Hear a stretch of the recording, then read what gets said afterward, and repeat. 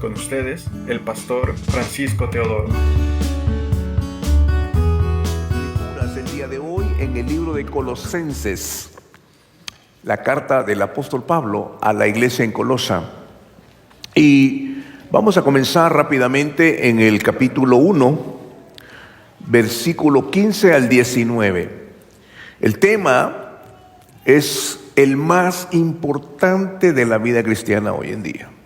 Si usted no se acuerda de ningún mensaje a lo largo de su vida, no olvide este, porque este es la piedra angular de la vida cristiana. Este es el mensaje que sostuvo a la iglesia primitiva. Sin este mensaje, ellos hubieran fracasado en 20 segundos. Este es el mensaje que el Espíritu Santo respalda. Este es el mensaje que cuando usted invoca el nombre de Jesús, el Espíritu Santo va definitivamente a honrarlo. Jesús lo dijo: el Espíritu Santo me va a honrar. Él va a enseñarle, Él me glorificará, Él va a hacer todo para que Jesús pueda ser enaltecido. El mensaje del Calvario, el mensaje de quién es Cristo, es el mensaje que cambió la vida de la iglesia, de ser un pecadores a una vida en santidad. El milagro más grande de Dios no es abrir el Mar Rojo. El milagro más grande no es que cayó maná del cielo. Ese no es el milagro más grande. El milagro más grande de Jesús es que Él puede tomar a un hombre del foso de la desesperación, del lodo cenagoso, del pantano del pecado. Lo puede tomar por gracia, levantarlo, lavarlo con la sangre de Cristo, al más vil pecador, y declararlo inocente. Y luego darle la gracia de llamarlo hijo de Dios, sin haber hecho absolutamente nada. Y todavía el milagro se completa cuando ese hombre que ha sido redimido por la sangre de Cristo, Dios lo manda de nuevo al mundo pecador y lo mantiene santo. Ese es el milagro más grande. El milagro más grande es que Dios puede cambiar al hombre más vil pecador, perdonarlo, darle la potestad de ser llamado hijo de Dios y regresarlo a ese mundo contaminado para que sea un testimonio del poder de Dios y pueda llevar a otros al camino de bendición. Ese es el propósito de este evangelio. Si este evangelio no está cambiando la vida, puede llamarse religión o cualquier otra cosa menos evangelio de Cristo. Es el evangelio de Cristo. No hay nada debajo del cielo que pueda cambiar el corazón humano, la mente humana, el alma humana, como el evangelio de Cristo. ¿Por qué hoy no tenemos esos cambios? Definitivamente porque cambiamos el evangelio. El evangelio del principio estaba enfocado en la persona de Cristo. El evangelio de hoy en día, el moderno, durante los últimos años, está enfocado en las personas, en la satisfacción de las necesidades humanas, no en la exaltación de Cristo. Entonces cambiamos el evangelio, y al cambiar el evangelio cambiamos al Dios del evangelio. Y por esa razón es que nuestra vida es como una roller coaster. Sube, baja, sube y baja. El domingo cargamos batería y en la semana andamos como el teléfono, los batteries. Cuando estamos frente a las tentaciones, la reacción que es la reacción de la carne en vez de la reacción del Espíritu. La Biblia nos manda a que tenemos la mente de Cristo. Pero, ¿qué es la mente de Cristo si ni siquiera sabemos esto? Es tener la palabra en nuestra mente, en nuestro corazón, en nuestros labios. Es vivir la palabra, es amar la palabra. Y cuando hacemos esto, estamos equipados. Efesios capítulo 6 lo dice claramente. De hecho, estamos estudiando eso los miércoles. Tenemos la armadura de un cristiano. Entonces podemos enfrentar cada situación en nuestra vida conforme a la sabiduría de Dios. De manera que el tema de hoy, Jesús es la imagen del Dios invisible y creador de todo. Colosenses capítulo 1, vamos a comenzar con el versículo 15 hasta el 19. Si usted tiene una Biblia, yo tengo la Reina Valera 2015 actualizada. Dice la sagrada palabra del Señor.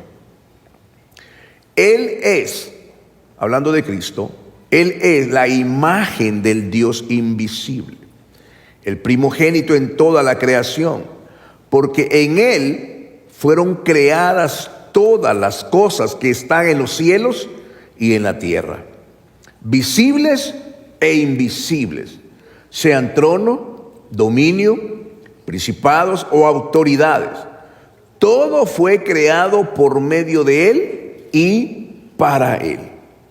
Él antecede a todas las cosas y en Él todas las cosas subsisten. Y además, Él es la cabeza del cuerpo, que es la iglesia. Él es el principio, el primogénito de entre los muertos, para que en todo Él sea preeminente. Por cuanto agradó al Padre que en Él habitara toda plenitud. En la versión 60 dice toda la plenitud de la divinidad. Vamos a orar al Señor. Amante Padre Celestial, este es el mensaje que está diagramado de principio a fin en la Escritura. Es la naturaleza divina de nuestro Señor Jesucristo. Esta es la revelación más grande que el ser humano puede tener. Esta es la revelación que tuvo Pedro cuando él le preguntaron: ¿quién dice la gente que yo soy?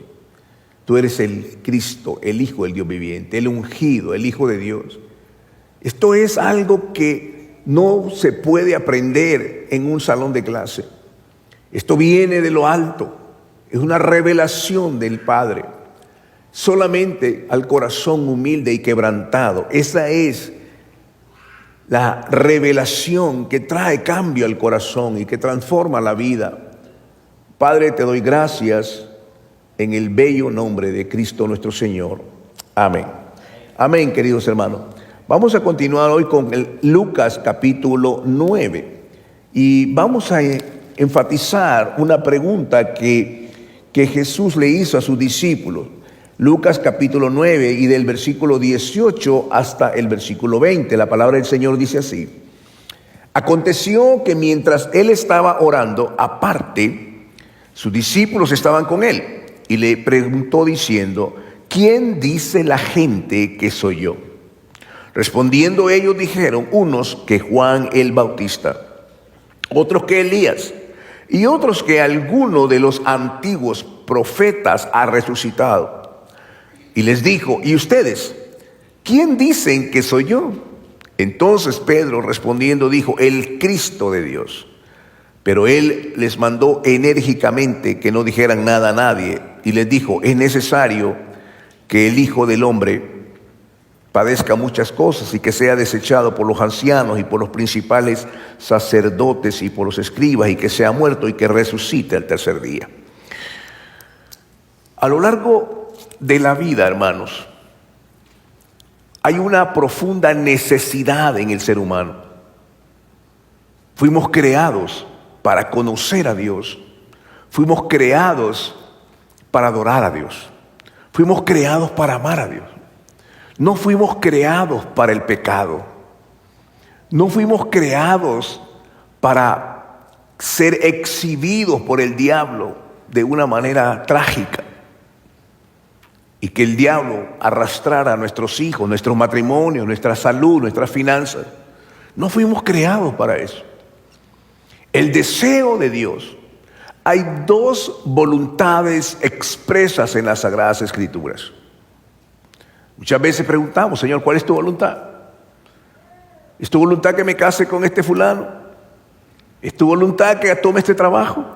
¿Es tu voluntad? Y le preguntamos. No está mal preguntar eso. Pero lo que no está bien es que preguntamos eso sin antes preguntar cuál es tu voluntad con respecto a mi vida. ¿Cuál es tu deseo, Señor? Entonces, la palabra de Dios nos describe dos voluntades expresas de Dios. Si nosotros las pasamos de largo, si las ignoramos, esas dos voluntades de Dios, nuestra vida está determinada para vivir y sobrevivir en este mundo. No experimentar la delicia y el poder de Dios. La primera voluntad de Dios fue establecida en Mateo 28 y Marcos capítulo 16, cuando Jesús le dijo a sus discípulos: vayan por todo el mundo y prediquen el Evangelio. Esa es la voluntad de Dios. Cuando alguien predica el Evangelio, cuando alguien comparte el Evangelio, esa persona es una persona bendecida. Va a tener suficiente. Dios le va a proveer de recursos, trabajo. Dios le va a proveer salud. ¿Por qué? Porque Dios dice claramente que esa es la voluntad de Dios. Y si estamos en su voluntad, todo lo que pidas conforme a la voluntad de Dios, Él lo hará. Es la voluntad de Dios. La segunda voluntad es mucho más importante. Esa voluntad de Dios es que Cristo sea formado en nosotros. Que Cristo sea formado, que el carácter de Cristo sea formado en cada uno. Porque en la medida que Cristo se va formando, llega el momento en que la palabra de Dios establece que aquel que comenzó la buena obra la va a perfeccionar hasta el día de Jesucristo. Eso es lo que la palabra de Dios dice. También llega el momento, como dijo el apóstol Pablo: ya no vivo yo, mas Cristo vive en mí. Y lo que ahora vivo, lo vivo en la fe del Hijo de Dios, el cual se entregó en amor por mí. Es decir, hay dos voluntades fundamentales. No es la voluntad de Dios que simplemente tengamos una felicidad momentánea. La felicidad de Dios o la bendición de Dios estriba en que en la medida que nosotros sometemos nuestra vida, nuestros deseos a Cristo, entonces Cristo toma lugar. Y ahora los deseos de Cristo van a ser evidentes. La comunión, la perfección, esto se va a manifestar en nuestra vida. Por tanto, queridos hermanos, la primera cosa que tenemos que entender es la revelación. ¿Quién es Jesús para ti? La respuesta a esa pregunta sublime va a determinar tu destino eterno. ¿Quién es Jesús para ti? Para Judas era el maestro. De los discípulos, solo Judas le decía maestro. Los demás le decían Señor. Él es el Señor de mi vida. Él es el Señor de cada parte de mi familia. Él es el Señor de cada parte de mi ser. La palabra Señor en el original significa monarca, es decir, es el todo suficiente en mi vida. Todo lo que soy se lo debo a mi Señor. Todo lo que voy a hacer se lo debo a mi Señor. Todo lo que ha sido se lo debo a mi Señor. Él es el Señor. Entonces eso es la iglesia de Cristo. Por eso tenemos dos clases de personas en la iglesia. Tenemos los creyentes que han sido influenciados por un evangelio light, un evangelio comercial, un evangelio de entretenimiento, un evangelio en que, ¿cuál es tu necesidad? Dios está aquí para resolverte tu problema, no importa por qué causa lo has hecho. ¿Estás destruyendo tu matrimonio por causa de un pecado de adulterio? No te preocupes, Dios está aquí para resolverlo. ¿Cómo es esto posible? Primero tienes que tratar con el pecado. ¿Estás en un problema de adicción, de droga o de alcoholismo? No te preocupes, Dios te lo va a resolver. Una vez te lo resuelve, tú puedes volver al mismo lugar. No, ese es el falso evangelio. El evangelio que produce resultados es el evangelio que viene de la cruz, que está empapado con la sangre de Cristo y que le dice al pecador: tú eres un pecador, arrepiéntete. Ese es el mensaje del Calvario: arrepiéntete, vuélvete al Señor, deja tu camino, ve a las sendas antiguas, vuélvete al Señor, reconcíliate con Dios. Ahí está la respuesta, no a tu manera. Esa es la manera del Calvario. Esa es la manera de Cristo. Este es el evangelio verdadero. Es Cristo nuestro Señor. Por eso, la respuesta a la pregunta: ¿quién es Jesús para ti? Bueno, es el Señor, Él murió en la cruz. Sí, es fácil declarar Juan 3:16: de tal manera amó Dios al mundo que envió a su Hijo unigénito para que todo aquel que en Él crea no se pierda, mas tenga vida eterna. Eso es sencillísimo. Pero ¿qué si le cambiamos esto en el sentido personalizado?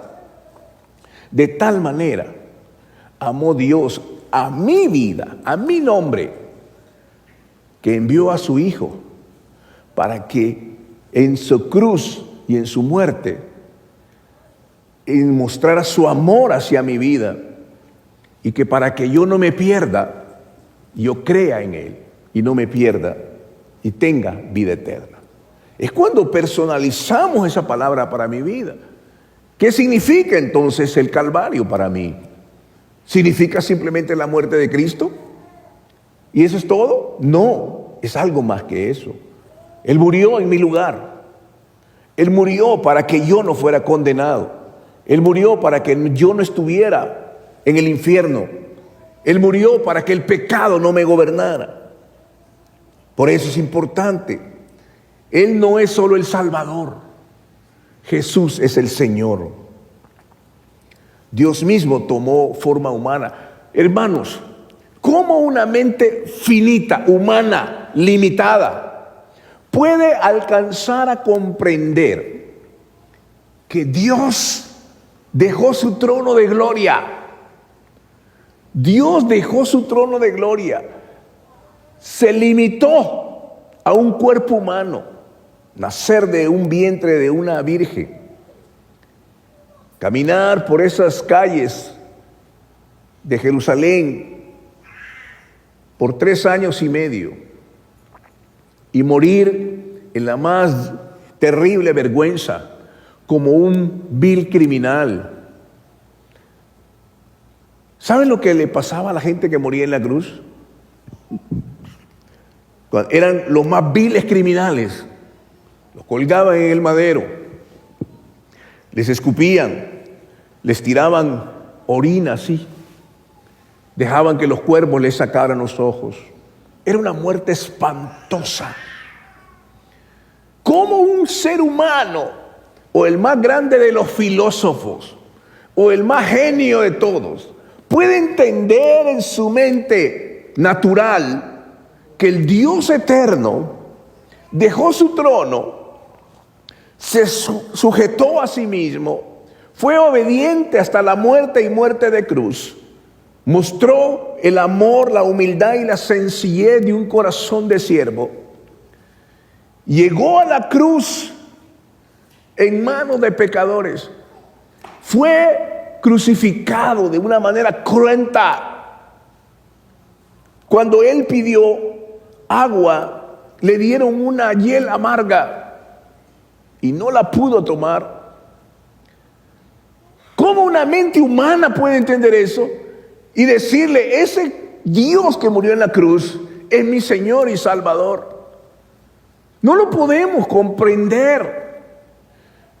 Pasó por la muerte por 3 días y se levantó por el Espíritu Santo, y ahora reina y vive para siempre, y viene por segunda vez por una iglesia sin mancha, sin arruga ni cosa semejante.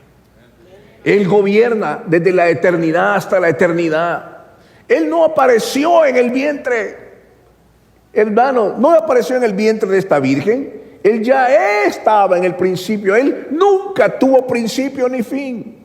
Él es el alfa y la omega. Todo existe para Él, todo lo creó para Él. Jesús eterno, Él es el Dios eterno. Él es Dios mismo hecho carne. Esta es la médula central del Evangelio. Esto no lo podemos aprender en un seminario bíblico. Eso no lo podemos aprender en una tarde de lecciones. Esto viene de arriba, al corazón contrito y humillado. Por eso voy a leer Juan capítulo 1, versículo 1, que ahí aparece otra vez el Génesis 1. Juan capítulo 1, versículo. Esto ha sido tan controversial que el hombre, en su batalla por entender esta realidad, malinterpretó estos versículos.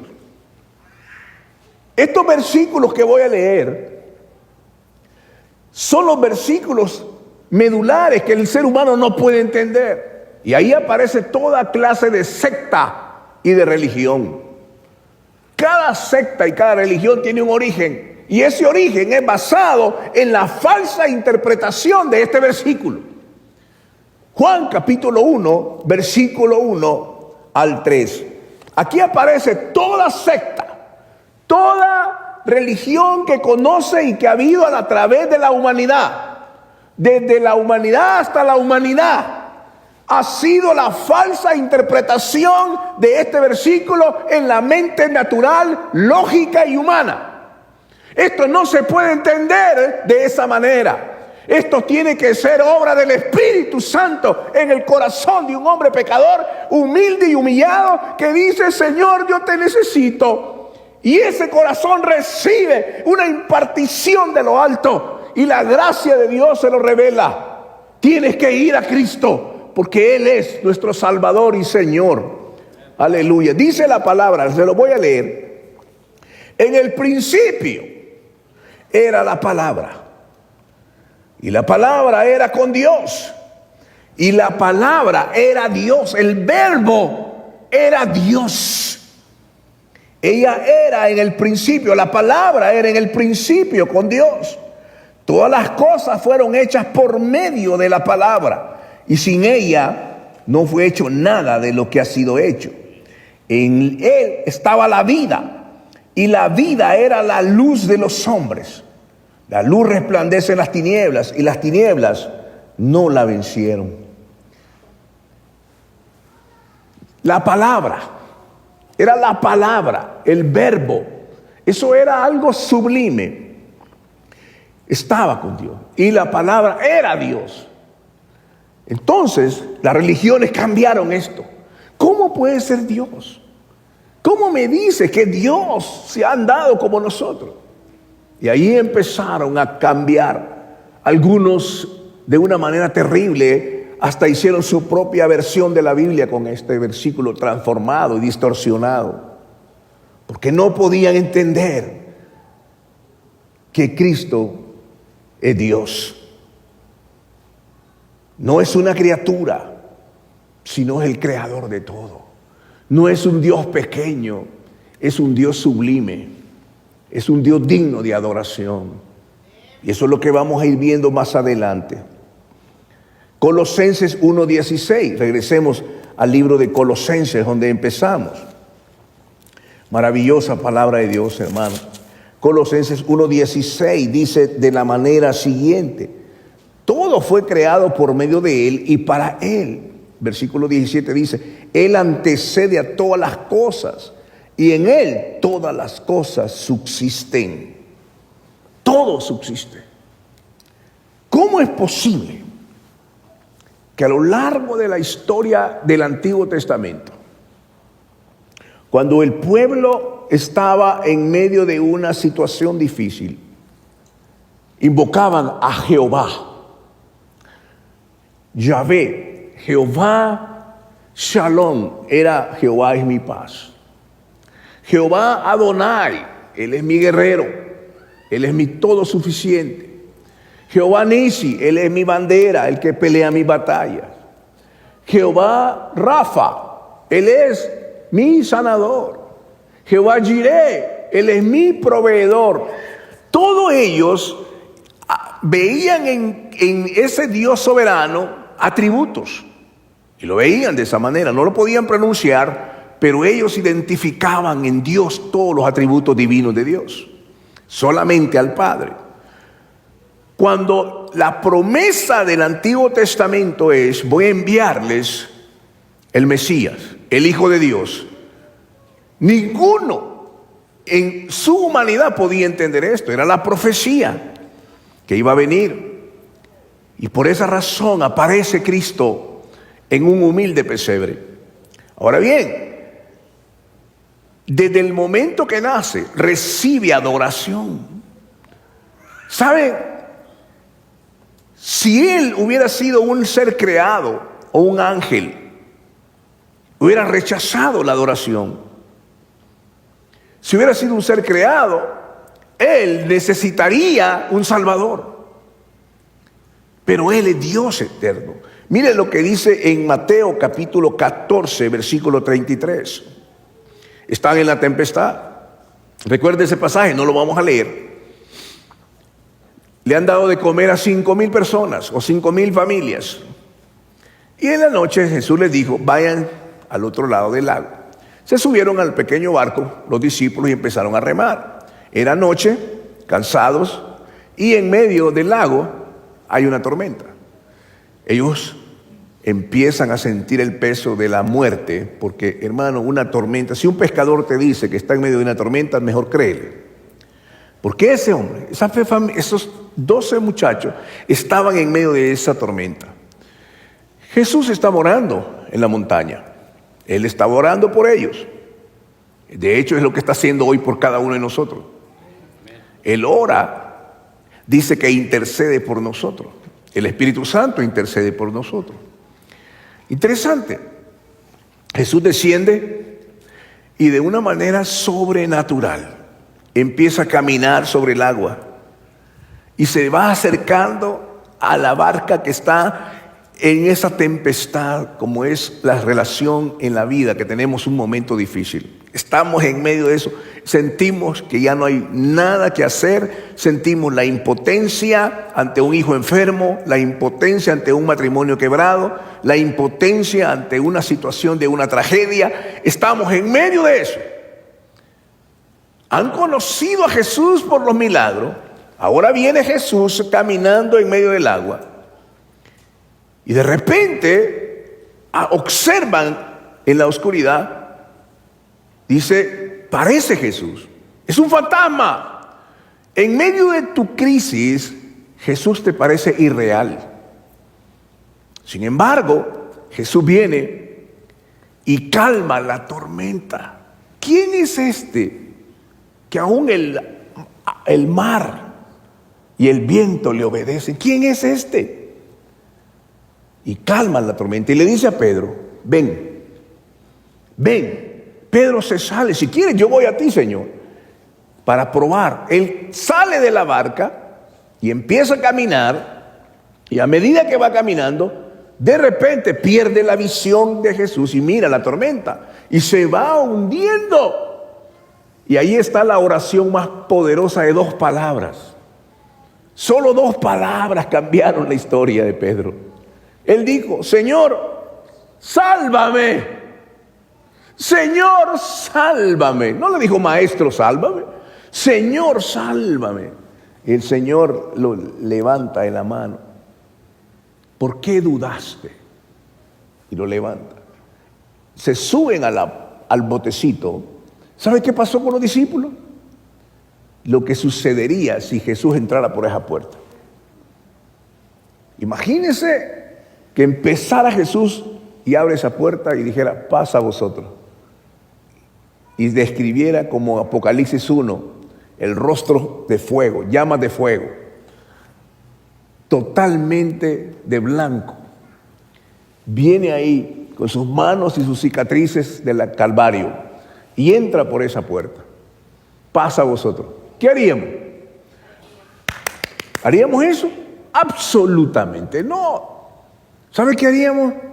Desde mi hermano que está allá hasta el extremo, nos postraríamos, caeríamos postrados, adorándolo.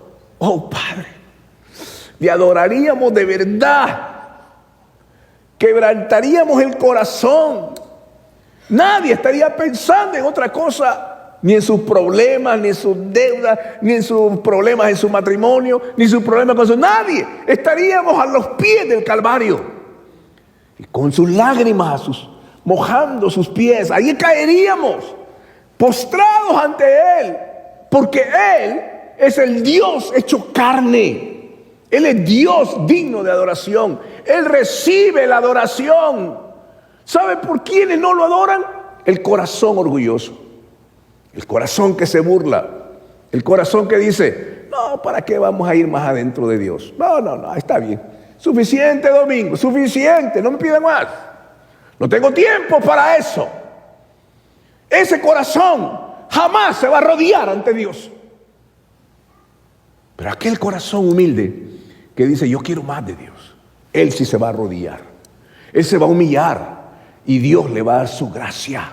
Porque la Biblia no dice: Dios le da su gracia al humilde y al soberbio lo mira de lejos.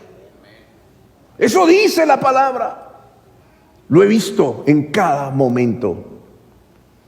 Él recibió la adoración porque es digno de adoración. Juan capítulo 20, 28. Wow, hermanos, está la historia. Jesús ha resucitado.